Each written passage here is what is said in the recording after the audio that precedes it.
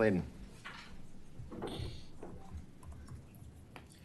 Elliot Flayden, town resident, Superior, Colorado, and I'm going to take the mayor up on his invitation to comment on the resolution out of order, simply because I don't know how much longer I'm going to be able to stay awake from. Been up all night, all day working.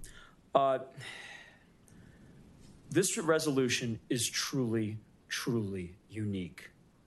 I said that at First Friday. This resolution that I understand each and every one of you, Neil Shaw, Jen Kausch, Stephanie Miller, Mark Lasis, Jason Serbu, Sandy Hemmerly, you're all going to vote for, is a condemnation against SDS, not just for the vague term of anti-Semitism, but for racism. That is a key thing. I'm going to talk a little bit about my background for a second. I have not believed in Judaism for about 30 years or so, a little bit more, actually.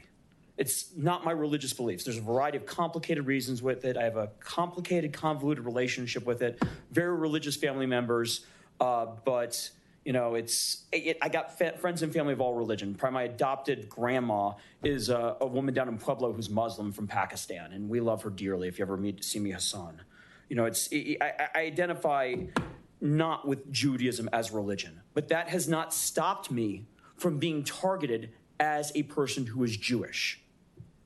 About 8 or 9 years ago on a white supremacist website, I'm just going to read a quick post that was made about me because it maybe other people here of Jewish background to give you an idea of what it is to walk in those shoes. To me, someone who has not believed in the religion for decades, they wrote the following: Jew scum Elliot Flayden. I am exposing him for everyone to see what a truly hateful rodent-esque Jew looks and acts like. He thinks he has the right to comment on just about every social issue, that part true, known to man. He is married to a Mexican whore and has produced half-breed rodents. And then they link to my Twitter page. This targeted me, they labeled me as a Jew, not for anything I believed in, but for my ethnicity, for my race. What it means to be Jewish, of Jewish background, is different than almost any other race or ethnicity. Every other race or ethnicity, it's a march forward. Things get better with time. But just as there's the talk in the black community that you might need to watch over your shoulder when you deal with police, there's a similar talk or lessons that in the Jewish community. And that talk is that society can and will turn on you or your descendants in the future because it has happened in the past. Time and time again, the history of the Jewish people has been in communities where they are welcome, in communities where they think they're loved, communities where they think they're a part of it. They're expelled, they're lynched, their property is taken from them, and neighbors who they thought were their friends turn their back on them. It used to be that Jews would ask themselves, if things got bad, would you hide me in the attic? These days, that question after this rescue has taken on a totally different meaning. If you know what happened with the rescue of those hostages, where they were being hidden in the attic by Hamas members.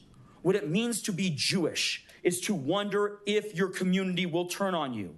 That is why, when on June 1st, with SDS members, not just here in Superior, but in Denver, when they chanted, "Globalize the Intifada," and the Jewish community expected Colorado to be silent, it affected the community so much.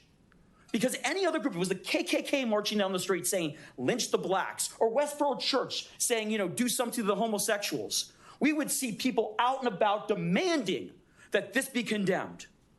But when it was a Jewish community, everyone just expected these chants, which were racist in nature, calling for violence against Jews, to be met with silence and acceptance, and basically a subconscious idea that it's all the Jews' fault. And why was that expected? Not just because it's happened again and again in this community, because it's happened again and again through the history of the Jewish people.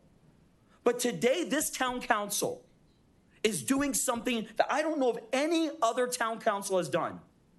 It's not just saying, oh yeah, we're condemning this for anti-Semitism, and we're also condemning Islamophobia and all other forms of discrimination. All lives matter. No, it is calling out this chant for violence against Jews, which is what Intifada is, for what it is, racism. It's calling out the group that did it for engaging in a racist chant. And that means something to the people here tonight. So I want to thank each and every one of you, including Ms. Kausch, who gave that great speech, for what you are doing tonight. Thank you.